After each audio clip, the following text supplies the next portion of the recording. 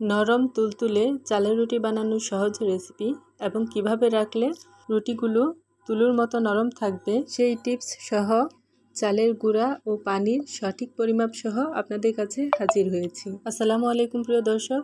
অনেকেই বলে থাকেন চালের রুটি বানানো খুবই কঠিন।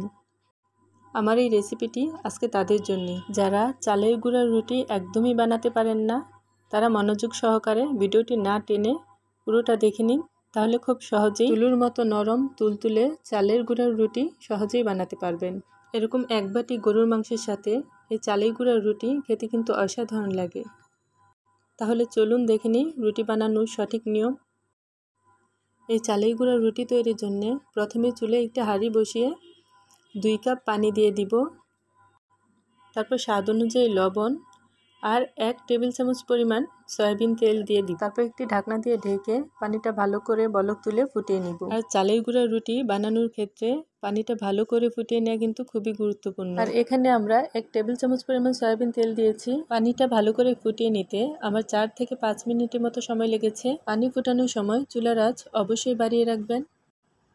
তারপর ফুটানো পানিতে দিয়ে দিচ্ছি 1.5 কাপ পরিমাণ চালের গুঁড়া। 2 কাপ পানির জন্য 1.5 কাপ চালের গুঁড়াই ঠিক আছে। আমি এখানে শুকনো চালের গুঁড়া দিয়েছি, আর শুকনো চালের গুঁড়াতে পানি একটু বেশি লাগে। কেউ যদি ভিজা চালের গুঁড়া দিয়ে এই চালের রুটিটা তৈরি করতে চান, সেক্ষেত্রে পানি সামান্য একটু কম লাগবে। চালের গুঁড়ি দেওয়ার পর একটি ঢাকনা দিয়ে ঢেকে 4 থেকে 5 মিনিটের মতো এই চালের গুঁড়িগুলো সিদ্ধ করে নিব। আর এ সময় কিন্তু চুলার আঁচ আমরা অবশ্যই কমিয়ে রাখবো। 5 মিনিট পর ঢাকনা তুলে এটি কাঠি দিয়ে চালের গুঁড়ি পানির সাথে ভালো করে নেড়েচেড়ে মিশিয়ে নিব।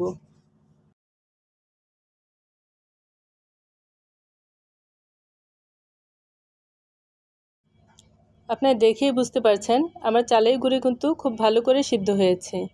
এবার আমরা চুলাটা বন্ধ করে নামিয়ে নিব। চুলা থেকে নামানোর পর যখন হাতে সহনীয় তাপমাত্রায় আসবে, তখন আমরা এটাকে ভালো করে মুথে একটা খামির বানিয়ে নিব। মথার সময় একটা বাটিতে নর্মাল তাপমাত্রার পানি নিয়ে নিব। পানিতে আমরা হাতটা একটু পরপর ভিজিয়ে নিব, আর এটাকে মথে মথে একটা সুন্দর নরম খামির বানিয়ে নিব।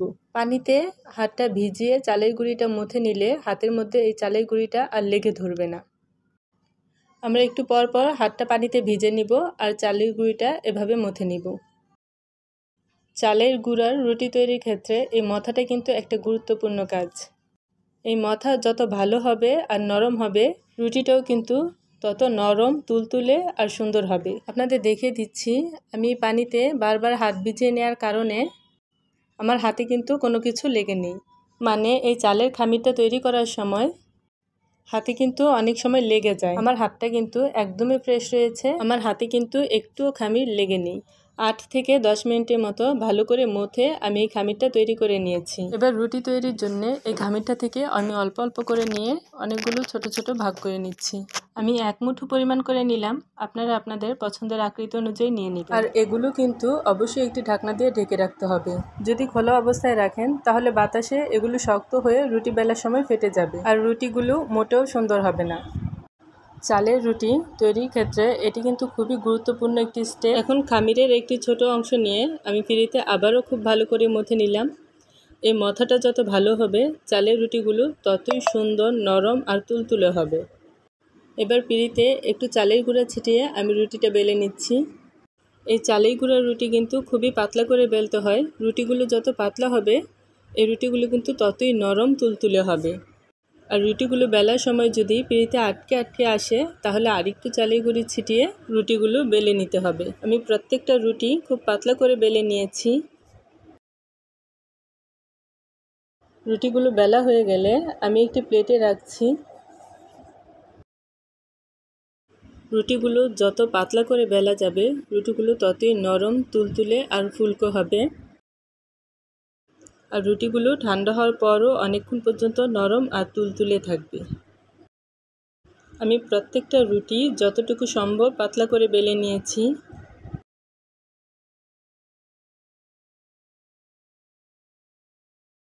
বেলার পরও রুটিগুলো কোনোভাবেই খোলা অবস্থায় রাখা যাবে না।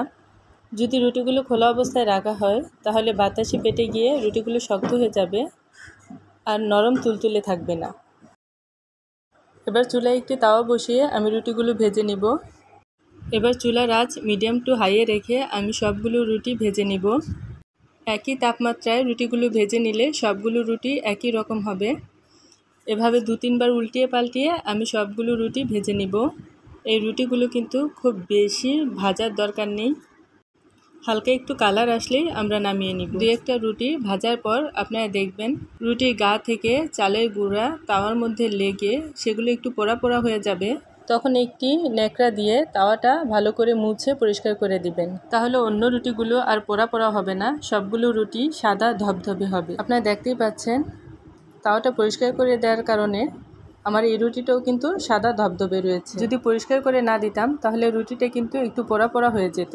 আপনারা দেখে নিশ্চয়ই বুঝতে পারছেন আমার প্রতিটা রুটি কিন্তু অনেক ফুলকো হয়েছে। একটা কথা মনে রাখবেন, চালের গুঁড়ার রুটি কিন্তু কখনই কড়া করে ভাজতে হয় না। যদি কড়া করে ভাজেন তাহলে এগুলো শক্ত হয়ে যাবে আর খেতে মোটেও ভালো লাগবে না। হালকা একটু কালার আসার পর আমরা রুটিগুলো নামিয়ে নিব। এতে করে রুটিগুলো দেখতেও সুন্দর হবে, নরমও হবে আর খেতেও ভালো লাগবে। রুটিগুলো ভাজার পর একদমই খোলা অবস্থায় রাখবেন না। যদি খোলা অবস্থায় রাখেন তাহলে বাতাস লেগে রুটিগুলো ঠান্ডা হওয়ার পর শক্ত হয়ে যাবে। যে কোনো একটা এয়ারটাইট বক্স কিংবা পাতিল বা হটপটও রাখতে পারেন, তাহলে রুটিগুলো একটার তাপে আরেকটা রুটি সিদ্ধ হতে থাকবে আর ঠান্ডা হওয়ার পরও অনেকক্ষণ পর্যন্ত নরম থাকবে। আপনাদের দেখিয়ে দিচ্ছি ঠান্ডা হওয়ার পরও আমার রুটিগুলো কতটা নরম রয়েছে, একদম মুঠোর মধ্যে চলে আসতেছে।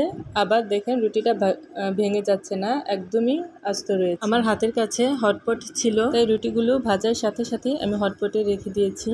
আমি চেষ্টা করেছি চালের রুটি বানানোর সবচেয়ে সহজ আর পারফেক্ট রেসিপিটা আপনাদের সাথে শেয়ার করার জন্যে। রেসিপিটা ভালো লাগলে অবশ্যই লাইক দিতে ভুলবেন না আর কমেন্টে জানাবেন আপনাদের কাছে কেমন লেগেছে। সবাই ভালো থাকবেন। আল্লাহ হাফেজ।